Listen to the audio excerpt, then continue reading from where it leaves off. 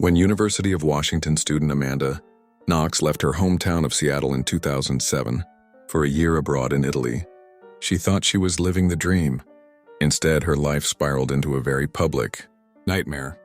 Her roommate, 21-year-old British exchange student Meredith Kircher, was found stabbed to death in their apartment, and Knox was fingered by prosecutors for the crime. Knox was put on trial, and tabloids across the world ate it up, scrutinizing everything from her clothing at court to her college creative writing assignments. Knox's trial was front-page fodder for months, with the British and Italian press decidedly unsympathetic, casting Knox as a cold-blooded femme fatale under the moniker Foxy Knoxy, a promiscuous young American who prosecutors alleged committed the murder with her Italian boyfriend, Raffaele Solicito, and another man, Rudy Herman Gaidi, as part of a sex game gone wrong.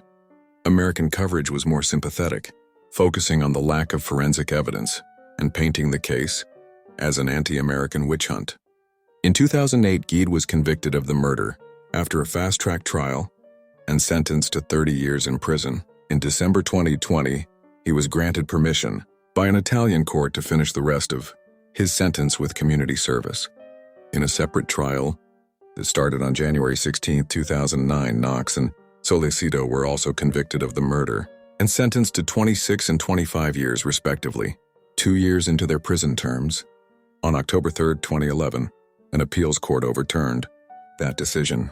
The case was retried, with the Italian Supreme Court definitively exonerating the couple in 2015.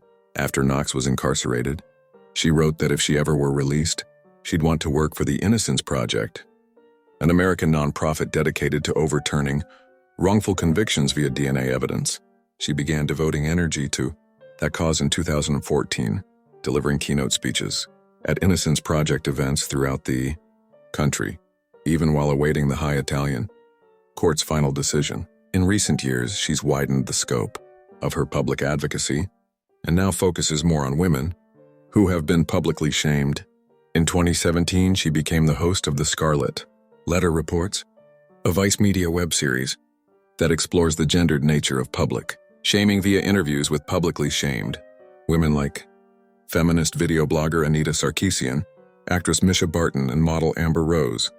In a statement on her blog, Knox wrote that she decided to host the show to rehumanize others who have been similarly shamed and vilified and elevate the standard for how we think and talk about public women. After Knox's initial release, she wrote a memoir, Waiting to be Heard, which earned her a